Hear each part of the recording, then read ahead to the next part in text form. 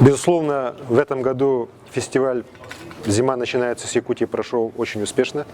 Когда мы его начинали 5 лет назад, мы, конечно, сами не могли подумать, что через 5 лет это событие станет лучшим событием событийного туризма в нашей стране, получит всероссийское признание международных экспертов. И сегодня в рамках нашего фестиваля проходят уже 30 независимых различных культурных, спортивных, научных уже мероприятий, развлекательных мероприятий, которые, я считаю, что превращает этот праздник в главное зимнее действие нашего Якутска. Поэтому, безусловно, я очень рад. Я уверен, что вот проведение такого фестиваля само по себе необходимо именно для того, чтобы индустрия гостеприимства, она в нашем городе появлялась.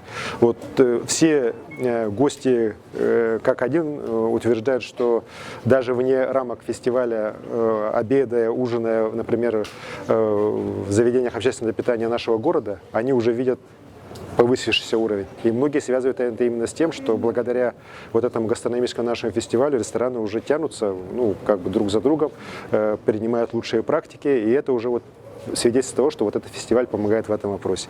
Мы в рамках фестиваля провели несколько круглых столов с нашими предпринимателями, потому что я уверен, что именно предпринимателям мы как раз помогаем через этот фестиваль осваивать новые виды бизнеса.